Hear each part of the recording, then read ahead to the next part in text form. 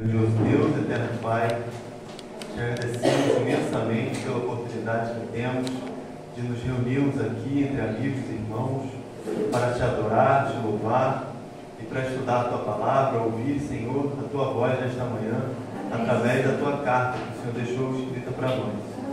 Ó Deus, te peço que me use como mensageiro, que as palavras, ó Deus, que vão sair da minha boca sejam todas inspiradas pelo teu Santo Espírito. Amém. Nos ajuda, Senhor, a sair daqui transbordando do Teu Espírito nesta manhã. Essas coisas eu te peço e te agradeço. Em nome do Senhor Jesus. Amém.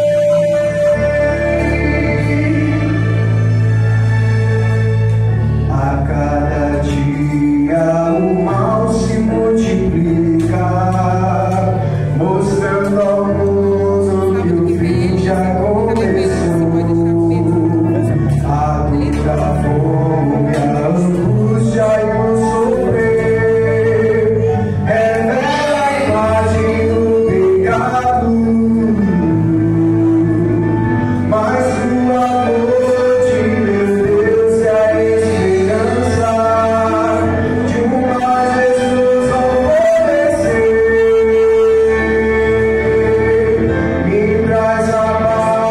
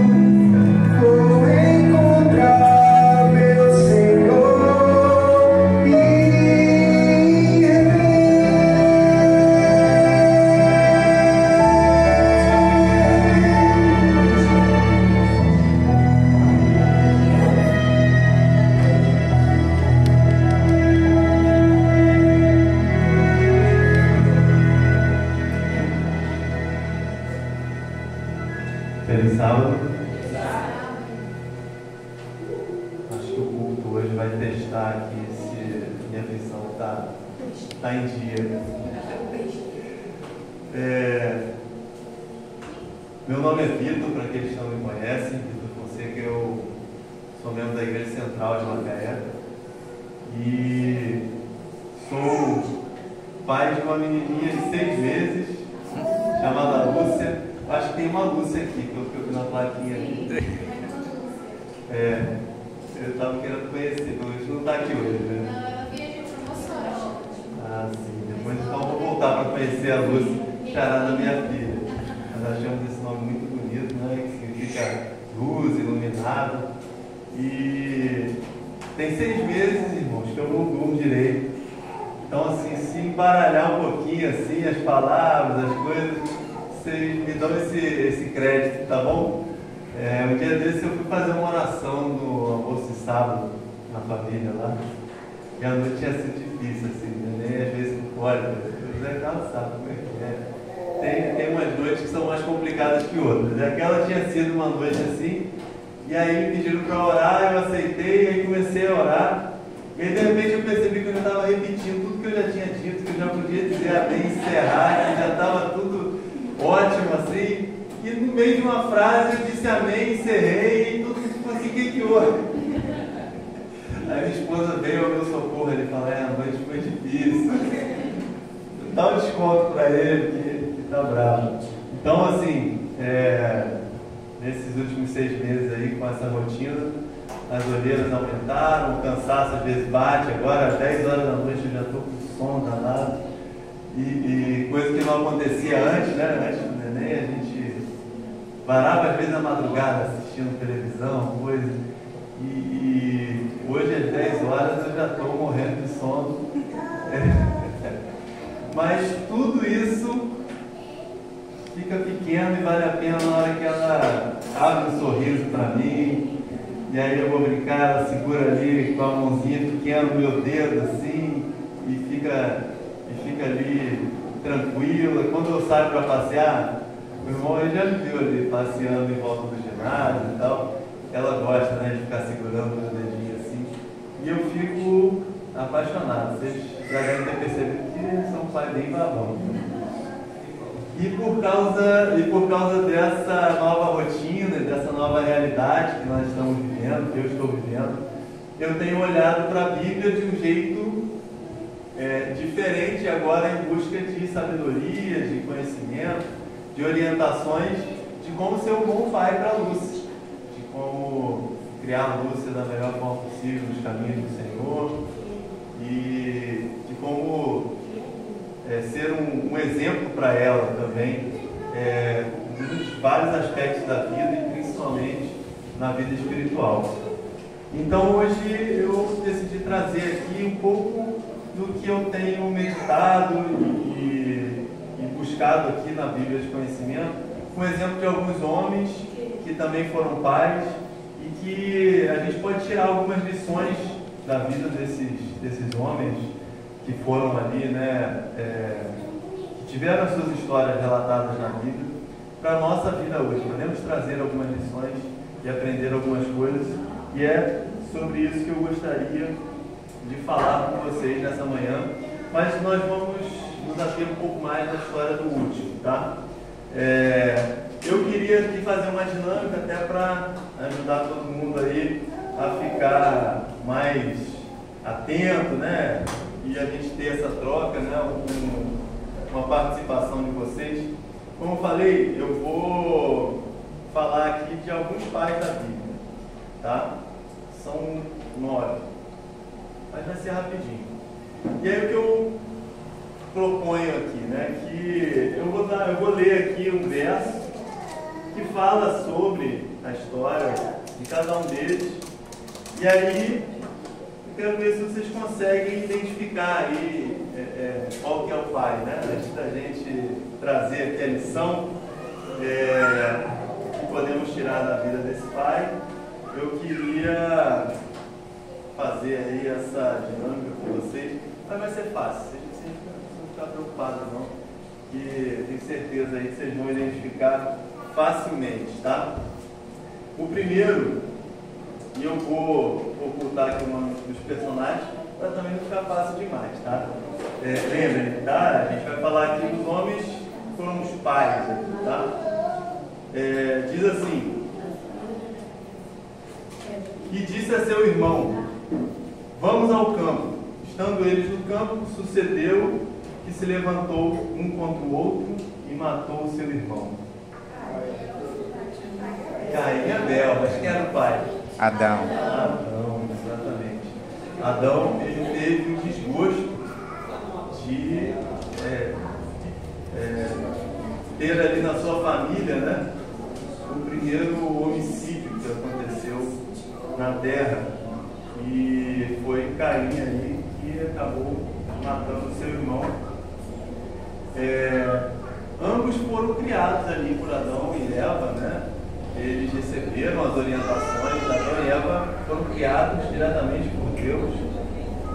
Eles passavam as tardes lá, né, com Deus, recebendo orientações diretamente do próprio Deus.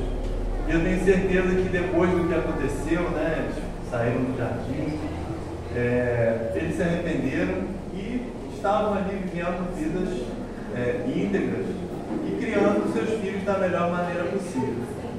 E mesmo assim, o que aconteceu? Nesse relato aí vimos homicídio, né? Vimos que Caim acabou tirando a vida do seu próprio irmão. E aí eu pergunto, de quem era a culpa? Aparentemente, Adão e Eva, como eu falei, criaram bem seus filhos, ensinaram os valores, ensinaram o caminho do Senhor. Mas no fim das contas a decisão é de cada um. E Caim ali, ele acabou tomando algumas decisões ruins, e uma delas, talvez a pior delas, foi tirar a vida do seu próprio irmão. E a lição que fica aqui é que nós devemos fazer o nosso papel de ensinar, não só para os filhos, mas para as pessoas que estão à nossa volta, né, sobre o amor de Jesus, dar os estudos bíblicos, mas a escolha é de cada um. O Espírito Santo ele age no coração, mas no fim das contas as pessoas precisam aceitar ou não. Então, essa é uma das lições, né? Às vezes a gente se sente culpado, a gente fica pesaroso. Podemos, como eu disse, fazer aqui nosso papel de ensinar, de orientar, de buscar seguir a orientação divina e a orientação bíblica, mas no fim das contas a decisão é do filho, é do familiar, do amigo que está ali estudando a Bíblia, e é nossa também, né? Nós todos os dias precisamos escolher, decidir, continuar seguindo o caminho de Deus.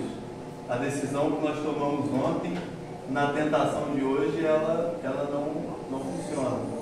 Precisamos todos os dias buscar a Deus, estar próximos de Deus e tomar a nossa decisão junto a Deus. Vamos ao segundo pai. E aí eu quero saber se vocês vão conseguir identificar novamente. O verso aqui que fala do segundo pai é o seguinte: pela fé, este homem, divinamente instruído acerca dos acontecimentos que ainda não se viam, e sendo temente a Deus, aparelhou uma arca para a salvação de sua casa. Noé, né? Na hora que falou da arca, ficou fácil. Acho que eu devia ocultar o nome da arca também. Isso é bom.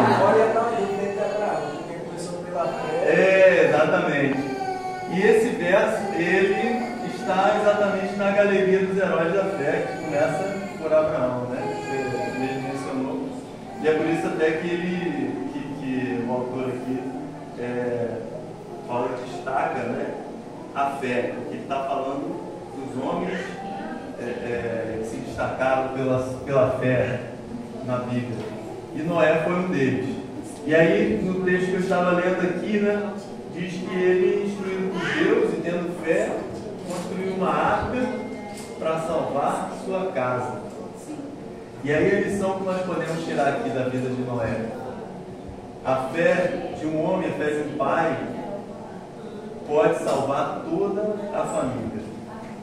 Porque ele decidiu, construir aquela arca, ele decidiu ficar aqueles anos todos sofrendo ali com a zombaria, com o ceticismo das pessoas que estavam à sua volta, mas se manteve firme e conseguiu salvar toda a sua família daquele dilúvio. E essa é a lição que nós podemos tirar da vida de Noé. Nós podemos, através da nossa fé, da nossa firmeza, da nossa decisão, salvar toda a nossa casa, dando exemplo, falando do amor de Jesus, mostrando a luz de Jesus refletida em nós todos os dias. Isso faz a diferença, isso pode salvar toda a casa. O próximo pai aqui, vamos ver se vocês conseguem identificar.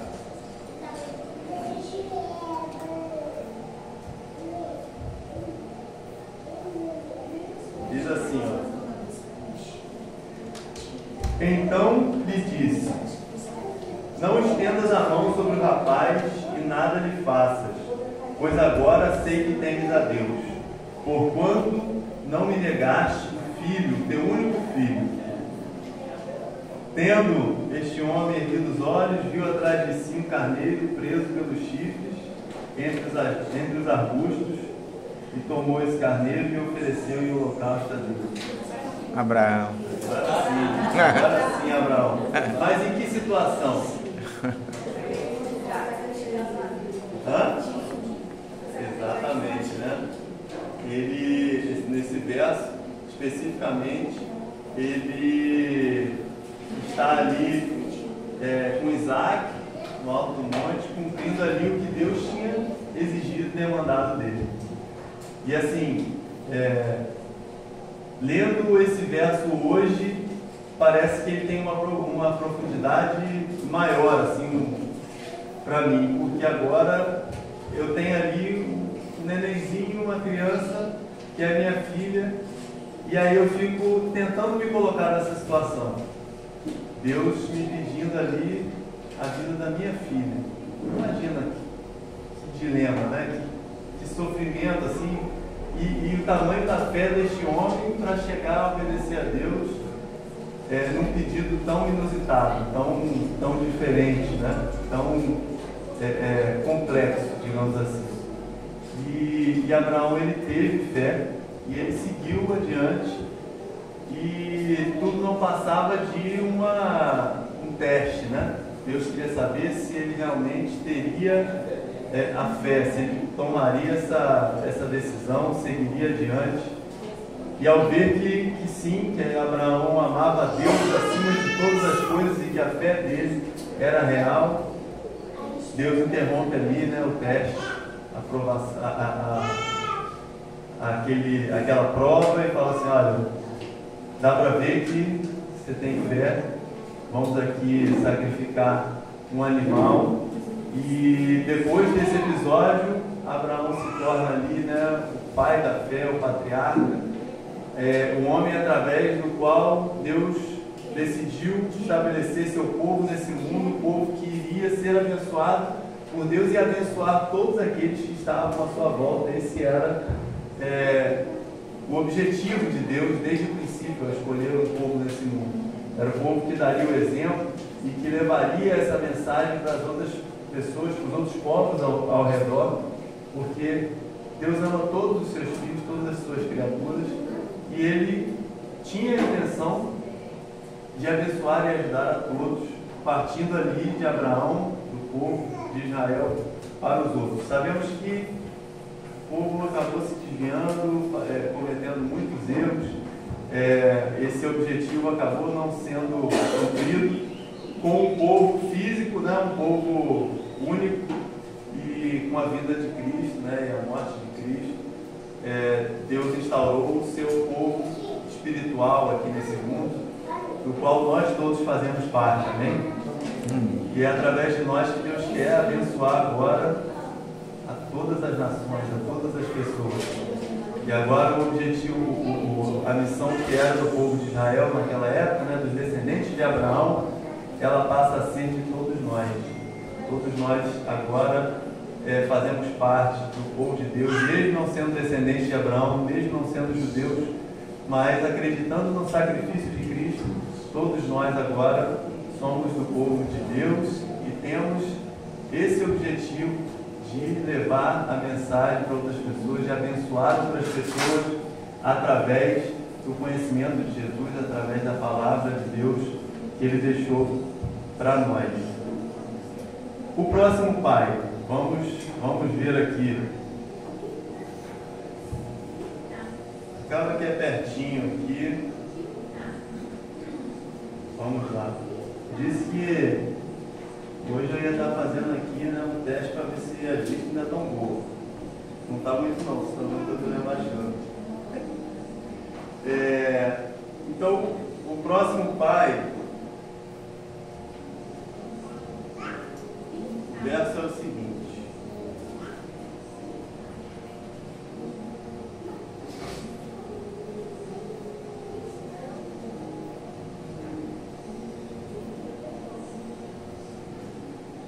Ele se chegou e o beijou. Então o pai aspirou o cheiro de da roupa dele e o abençoou e disse: Eis que o cheiro do meu filho é como o cheiro do campo que o Senhor abençoou. Deus te dê do orvalho do céu e da exuberância da terra, e fartura de trigo e de mosto.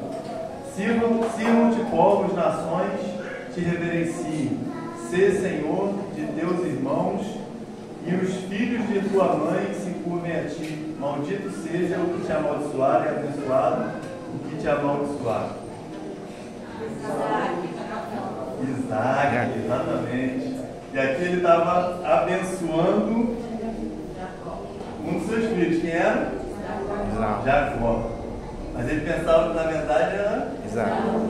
Exatamente. Teve essa jogada, esse engano aí, né? Mas a lição que eu gostaria de tirar aqui desse verso e da história de Isaac é que nós podemos abençoar a vida dos nossos filhos e a vida das pessoas. Hoje em dia, o costume de pedir a bênção, né, ele vem se perdendo. O pessoal mais antigo sempre fazia isso, né? Praticamente toda noite ia dar boa noite ali para o pai, para a mãe, e pedia ali a bênção, né? E recebia, Deus te abençoe, meu filho.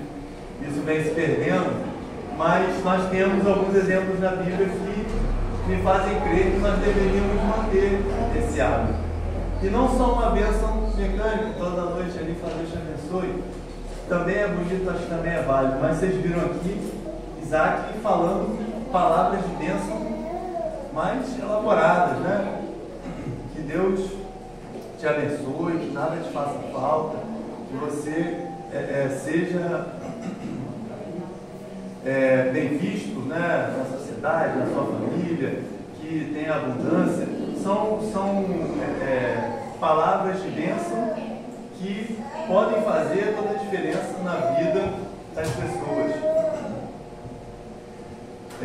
Nós precisamos cuidar muito das nossas palavras.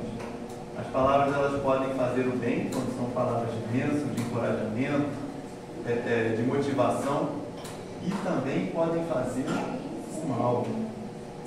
Quando nós acabamos desmerecendo, né, as pessoas, os filhos, por algumas características ou pela falta de algumas qualidades, isso pode fazer um mal tremendo, tanto no presente quanto até no futuro.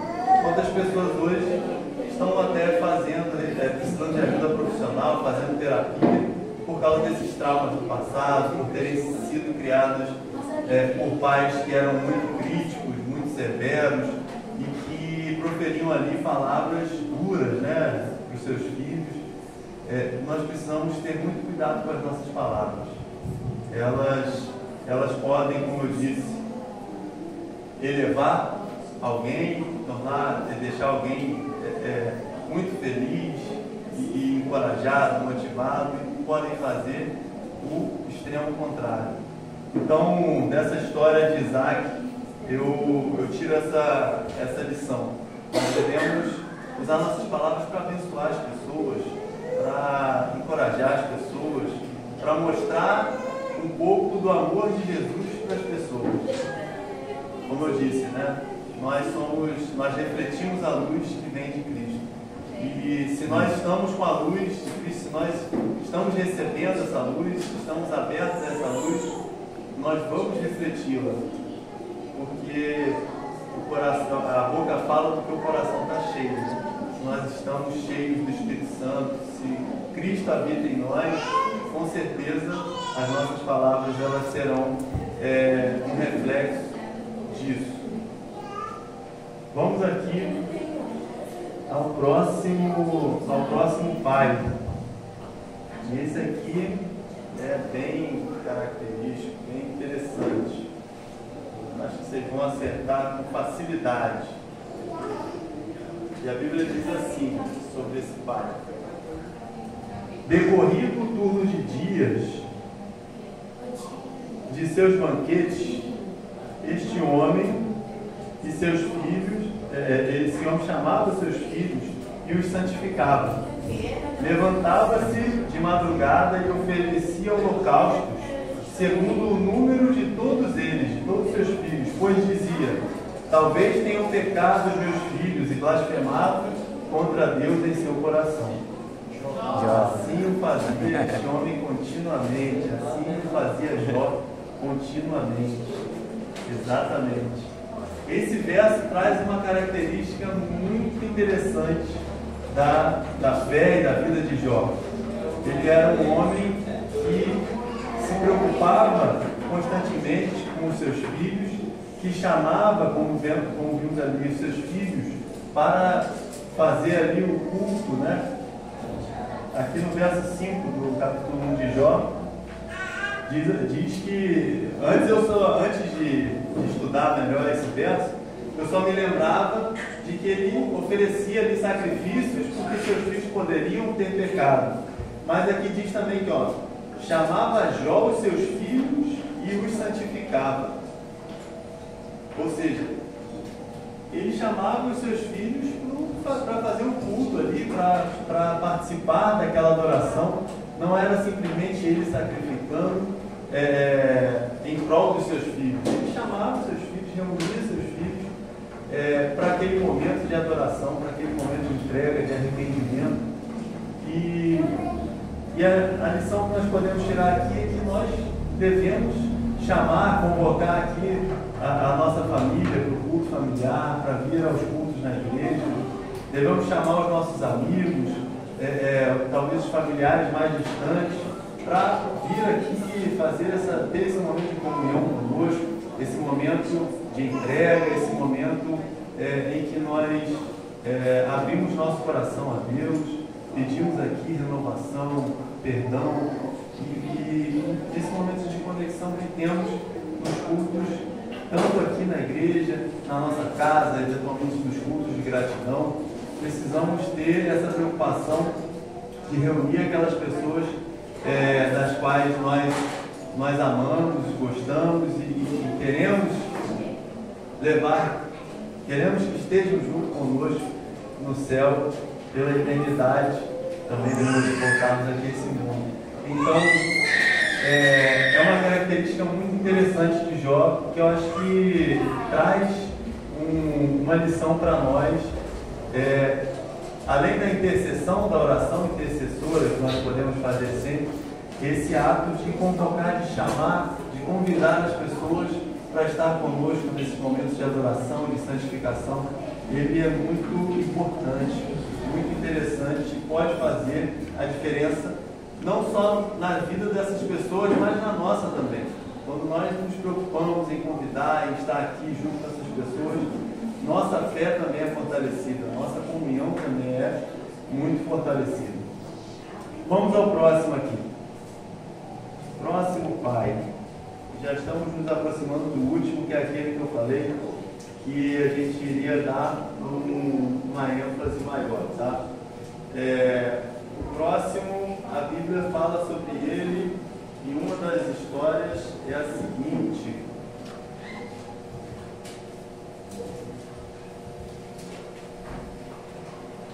Então o rei, profundamente comovido, subiu à sala que estava por cima da porta e chorou.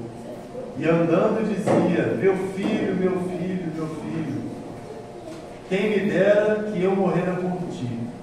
Meu filho, meu filho. E eu tirei o nome do filho aqui. Exatamente. O rei Davi aqui, ele estava chorando por Absalão, filho que havia sido morto e que estava conspirando, inclusive, contra ele, né? Nós sabemos que Davi, ele foi um homem segundo o coração de Deus, como a própria Bíblia diz, né? Mas não por ter sido um homem 100% íntegro e limado, sem erros, sem problemas, mas sim porque toda vez que ele errava, ele caía, ele, ao perceber o seu erro, ele abria seu coração, pedia perdão a Deus e voltava ao caminho correto ali, junto de Deus. Eu acho que essa era a característica que fez com que ele fosse chamado como homem segundo o coração de Deus. E ele, como pai, assim como nas outras áreas da vida, ele também cometeu os seus erros.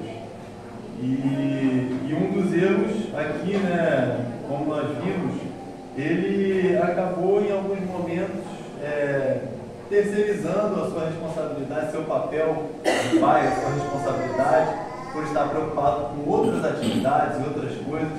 Ele não cuidou da forma que deveria ali da sua família, dos seus filhos, trazendo a orientação e guiando, né, a instrução ali dos filhos e principalmente durante o crescimento inicial, a formação do caráter.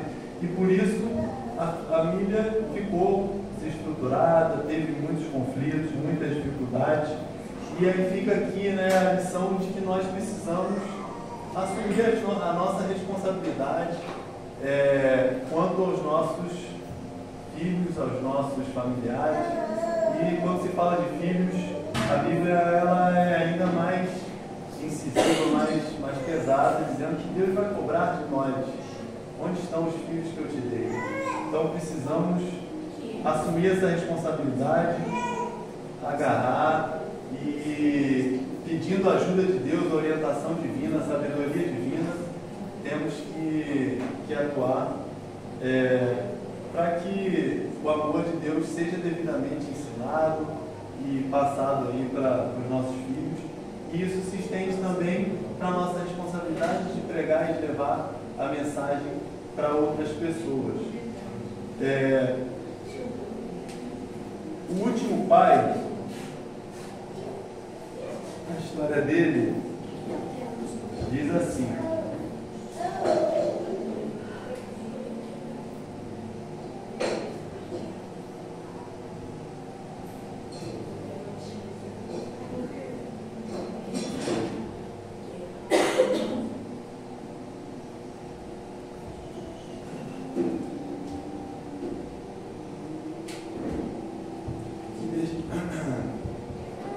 e despertado este homem do sono, fez como lhe ordenara o anjo do Senhor e recebeu sua mulher. Contudo, não a conheceu enquanto ela não deu à luz a um filho, a quem pôs o nome de Jesus. O último pai é o pai terreno de Jesus, José, né? Um pai adotivo, digamos assim. E aqui nesse verso, né, no capítulo 1 de Mateus, né, nesses dois versos, nós vemos 24 e 25, nós vemos, né, José ali, depois de ter recebido a visita do anjo Gabriel, ele acordando e fazendo o que o anjo tinha orientado, tinha dito para ele fazer. Vamos ler aqui para saber exatamente o que o anjo tinha dito, tá? Vou voltar alguns versos. para a gente ver aqui como foi a orientação que o anjo deu. Ó, a partir do verso 19, no capítulo 1 do livro de Mateus. Mas José, seu esposo, sendo justo e não a querendo infamar, resolveu deixá-la secretamente. Enquanto ponderava nessas coisas, eis que lhe apareceu em sonho um anjo do Senhor, dizendo: José, filho de Davi, não temas receber Maria, tua mulher, porque o que nela foi gerado é do Espírito Santo. Ela dará à luz um filho e lhe porás o nome de Jesus, porque ele salvará o seu povo dos pecados deles. Ora, tudo isso aconteceu para que se cumprisse o que fora dito pelo Senhor por intermédio do profeta. E aí ele cita, né, a profecia que diz assim: eis que a virgem conceberá e dará à luz um filho, e ele será chamado pelo nome Emanuel, que quer dizer Deus conosco. E aí depois tem os 2 versos que falam de que ele despertou e aceitou Maria como esposa, cuidou dela, não a conheceu até que ela desse a luz ali a Jesus. Mas esse não foi o único episódio na vida de José em que ele recebeu a orientação de um anjo. Qual foi o outro episódio? Vocês lembram? Logo depois de Jesus nascer, eles começaram a ser perseguidos ali, né?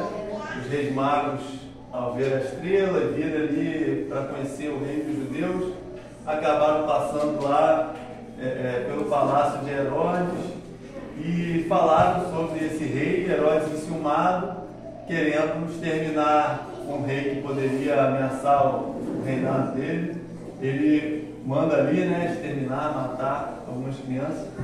E José e Maria, junto com o bebê Jesus, eles precisam fugir para se salvar. Mas a orientação, eles não descobriram por conta própria, né? A orientação veio de Deus.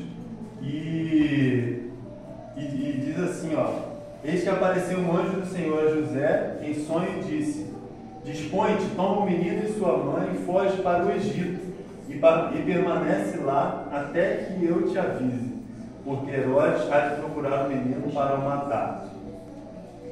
Então, novamente o anjo aqui dando orientações a José. E o que é que ele faz novamente? Obedece.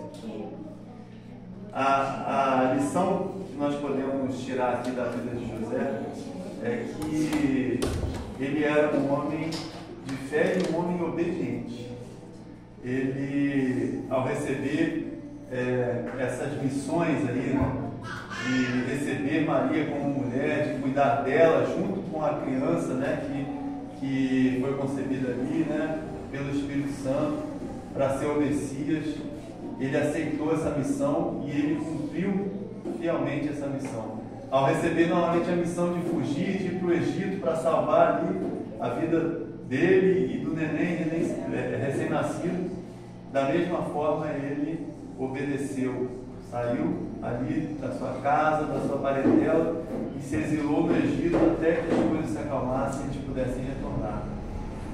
Parecem coisas simples, mas imaginem vocês hoje receberem a orientação divina: olha, larga tudo que você tem, a sua casa, os seus amigos, a sua família, e foge, vai para tal lugar, eu quero que você vá pregar em outro país, em outra cidade, em outro estado. Seria fácil de receber uma orientação dessa, de seguir uma orientação dessa? Às vezes lendo rapidamente os versos sem pensar profundamente sobre o impacto que isso tem na vida, né, do personagem, e tentar se colocar nessa situação parece fácil, mas quando a gente começa a pensar em abandonar tudo, nosso trabalho, né, às custas de perder, depois não poder mais retornar, são situações complexas. E aquele homem, né, José, ele obedeceu fielmente. Nós também recebemos uma missão. Como eu falei antes, né, quando disse aqui que nós somos do Israel espiritual, e que nós temos hoje a missão de levar a mensagem, de abençoar outras pessoas, aqueles que estão ao nosso redor, ao vir a esse mundo, né, Cristo não quis deixar dúvida de que esse povo que estava sendo instituído ali após, né, o seu sacrifício e sua ressurreição, de que eles teriam essa missão. E é por isso que lá no último capítulo de Mateus, Jesus deixou bem claro. Eu queria ler com vocês aí Mateus 28, versos 18, 19 e 20.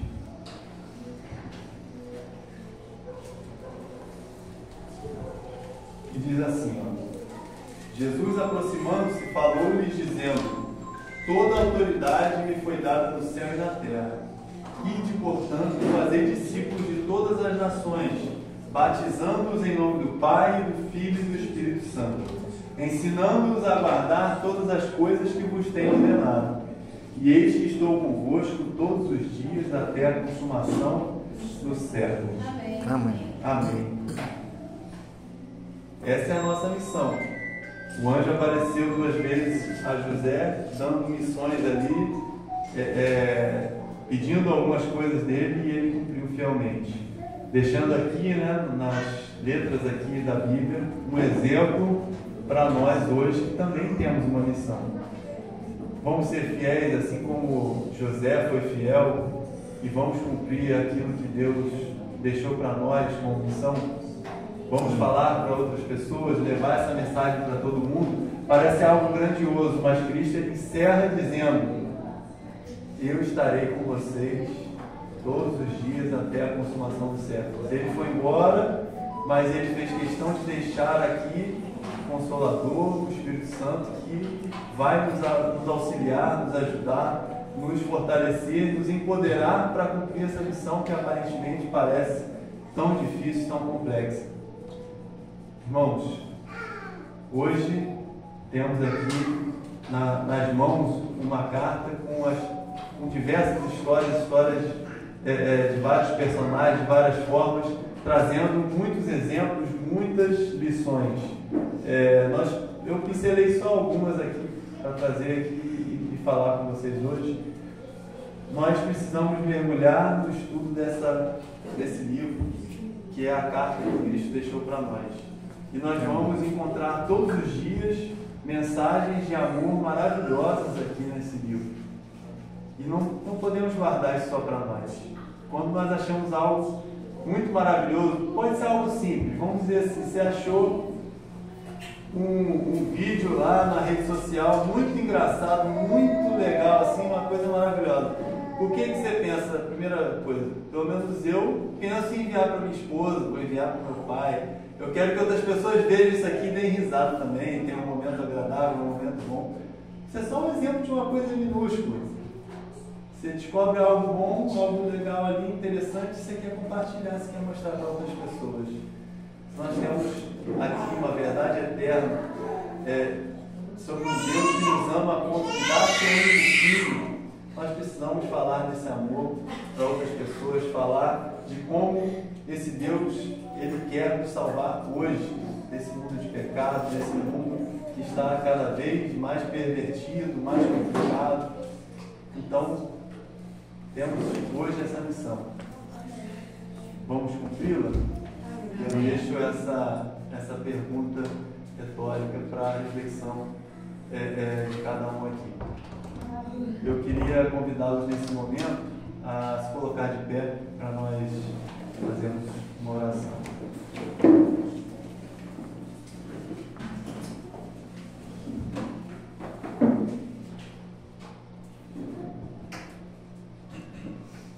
Oremos. Grandioso Deus, eterno Pai, te agradecemos, Senhor, imensamente, porque o Senhor veio a esse mundo através do seu Filho para sofrer aqui, ó Deus, na pele as tentações, as dificuldades que nós enfrentamos, e também, ó Deus, para morrer sem ter nenhuma falha, nenhum erro, nenhuma mácula, morrer pelos nossos pecados. Ó Deus, te agradecemos pelo teu amor e por esse sacrifício. Te pedimos, ó Deus, que nos ajude a ter fé todos os dias e a aceitar esse sacrifício todos os dias.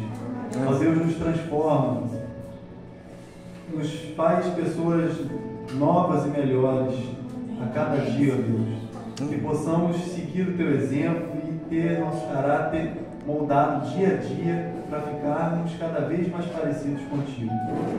Ó Deus, nós também te agradecemos muito por ter deixado essa carta de amor para nós. E te pedimos, ó Deus, que coloque em nosso coração o desejo de estudá-la cada vez mais, de nos aprofundarmos em suas palavras, em suas histórias, em seus ensinamentos. E que, ó Deus, esse estudo, essa comunhão, ela possa despertar em nós o desejo de ensinar, de levar essa mensagem para outras pessoas, cumprindo a missão que o Senhor nos deixou. Nós queremos ser obedientes e fiéis, assim como José foi, ó Deus. Por favor, nos ajude, nos fortaleça. Ande ao nosso lado todos os dias, nos ajudando, mesmo quando estivermos no vale da sombra da morte, ó Deus. Contamos com a tua mão poderosa para nos amparar, nos ajudar a cumprir essa missão de levar o teu amor, o teu evangelho para todo mundo. Nos dê, Senhor, uma boa tarde, um bom sábado e, mais uma vez, eu te peço, nos transforme, derrame o teu Espírito sobre nós. Essas coisas eu te peço e te agradeço, a Deus, em nome do Senhor Jesus. Amém.